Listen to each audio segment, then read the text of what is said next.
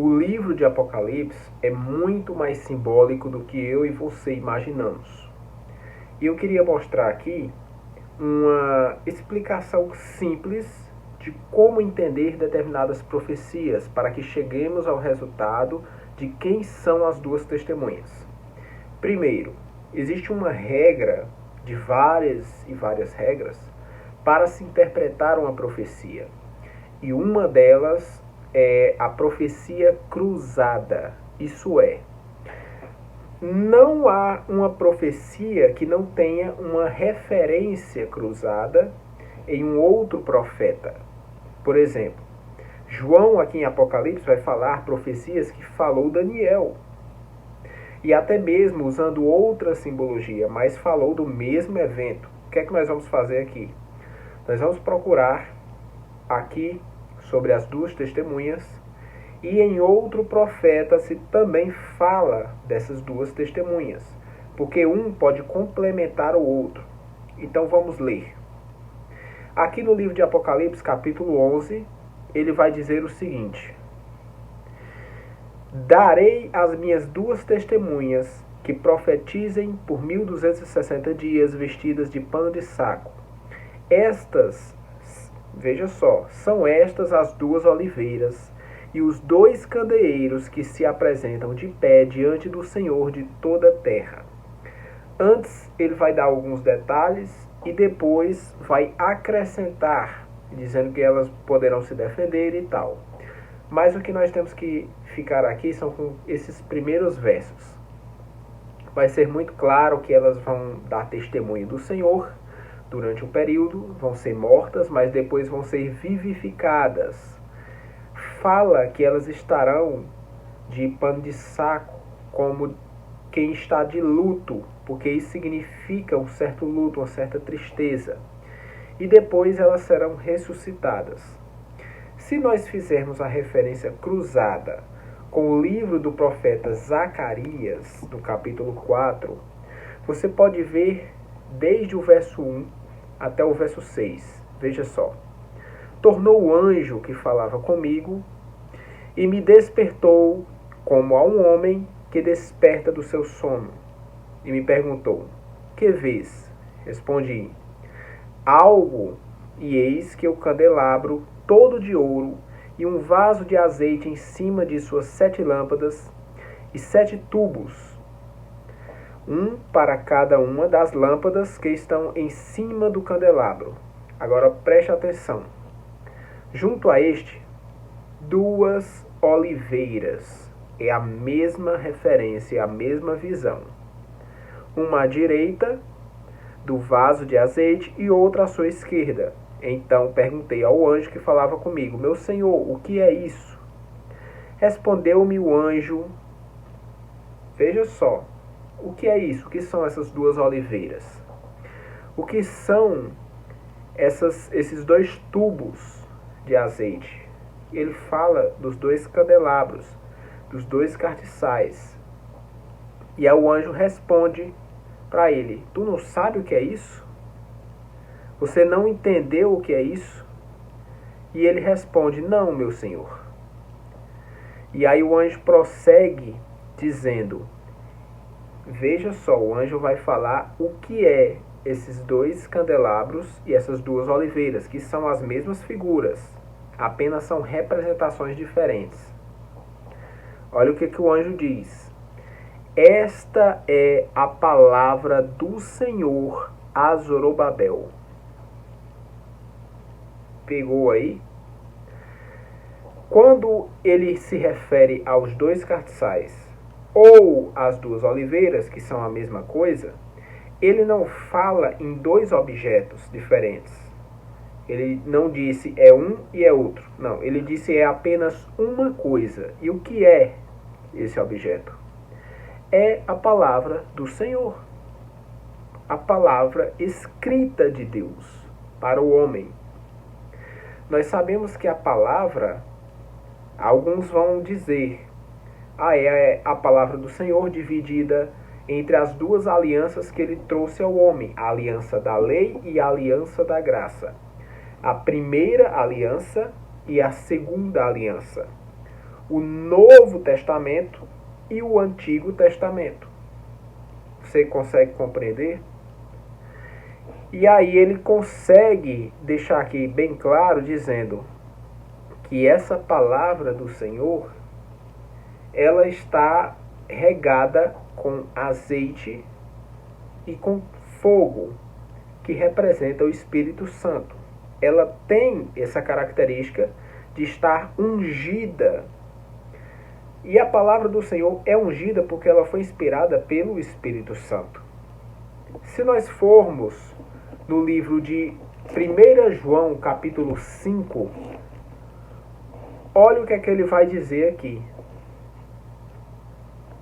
Ele vai dizer no capítulo 5, verso 2, o seguinte: nisso conhecemos que amamos os filhos de Deus, quando amamos a Deus e praticamos os seus mandamentos.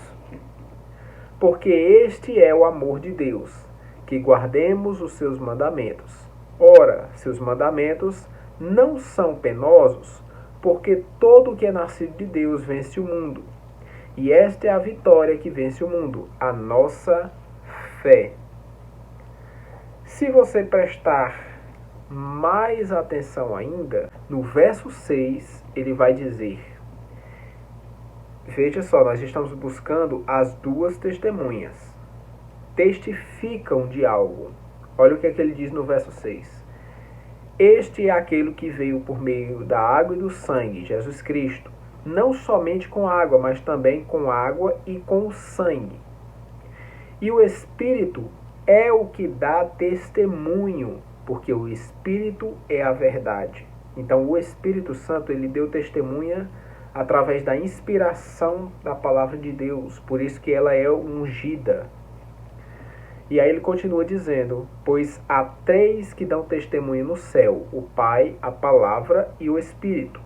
Nós sabemos que a Palavra é Cristo. João, quando iniciou o livro, o seu evangelho, ele disse que Cristo era o Verbo, era a Palavra. Então, no céu temos o Pai, Cristo, que é a Palavra, e o Espírito Santo. E esses três são um. E três são os que testificam na terra, verso 8. O Espírito, aí tem os que acreditam que é o Espírito Santo, porque ele foi mandado também para a terra, ele é onipresente. E esse Espírito Santo, ele habita em nós. Então nós temos ele dentro, conosco, e dando testemunho da nossa vida. Ele vai dizer o segundo e o terceiro: a água e o sangue. Então, quais são os que testificam na terra? Os que dão testemunho na terra acerca de nós, propriamente dito. O Espírito, a água e o sangue. Mas o que é que significa isso? O Espírito, você já pode ver que é o mesmo Espírito que está nos céus. Onipresente, assim como Cristo, assim como Deus, ele está na terra, foi enviado por Cristo. Habita naqueles homens contritos de coração que entregaram a sua vida a Deus. Mas nós temos a água. Nós sabemos que água é sinônimo de purificação. Então nós podemos colocar aqui a palavra santificação. Essa palavra simboliza que a nossa santificação aqui na terra é uma testemunha que vai testemunhar a nosso favor no final dos tempos. Vai chamar a nossa santificação e ver se nós temos fruto. Você consegue compreender? Senão nós estaríamos chamando Jesus de mentiroso, porque ele diz: sede santos como eu sou santo. Moisés fala isso. Muitos profetas falam isso. Nenhum deles mentiu. Nós podemos sim ser santos. E então, ele dá o terceiro parâmetro, o sangue testifica. Sangue é vida. E nós sabemos que quando Deus fala com Caim, diz que o sangue que está na terra clama a ele por vingança. Então o sangue é uma outra testemunha. Cristo próprio teve que dar o seu sangue em nosso favor. Então nós temos muitas testemunhas, mas em se tratando das testemunhas do Apocalipse que levarão essa mensagem para toda a terra, nós estamos falando aqui da palavra de Deus. E aí os que dizem que é Moisés, porque ela vai fazer sinais que Moisés fez, e Elias, que vai fazer sinais que Elias fez, vejam que todos esses estão inclusos aqui na Bíblia. Moisés apenas passou a palavra de Deus. E isso foi o que aconteceu no Antigo Testamento. E Elias falou da sua própria boca, da sua própria palavra e da sua própria convicção, porque foi inspirado pelo Espírito Santo, coisa que nós vemos no Novo Testamento, porque o Espírito já desceu, tanto que Elias foi levado aos céus, simbolizando o rapto dos cristãos ao final da tribulação, depois da nova aliança, que é o Novo Testamento. Então você percebe que tudo isso vai se encaixando. E nós vemos que sem santidade ninguém verá Deus. Que nos céus aparece a multidão de santos. Isso não pode ser ignorado. O Espírito Santo aparece aqui como aquele que testifica de Cristo, que dá testemunho de Cristo, assim como a palavra, o próprio Cristo diz isso. O Espírito testifica que nós somos filhos de Deus, em Romanos 8,16. E nós não podemos negar que os mandamentos do Senhor têm que estar no nosso coração. Sabe aqueles 10 mandamentos de Moisés? Romanos 2, verso 15. Nós temos que ter eles para cumprir todos em nosso coração. Porque esses mandamentos fazem parte da palavra. E a palavra é uma das testemunhas que vai cobrar de todos nós. Ah, mas eu tenho fé, eu sou salvo somente pela fé. Mas a fé sem obras é morta. E a obra é essa: aquele que ama a Deus cumpre os seus mandamentos. Então você tem que cumprir os mandamentos de Deus. Quais são? Procure lá em Êxodo. Salvo engano, Êxodo 20. Leia tudo. E você vai encontrar os desígnios de Deus para a sua vida. A palavra de Deus, nessa divisão, ela é essas duas testemunhas. E o próprio Jesus diz em João capítulo 5, verso 39. Examinai as Escrituras, porque cuidais ter nela a salvação. E são elas que de mim mesmo testificam. Hoje ficamos por aqui e nos vemos nos próximos vídeos.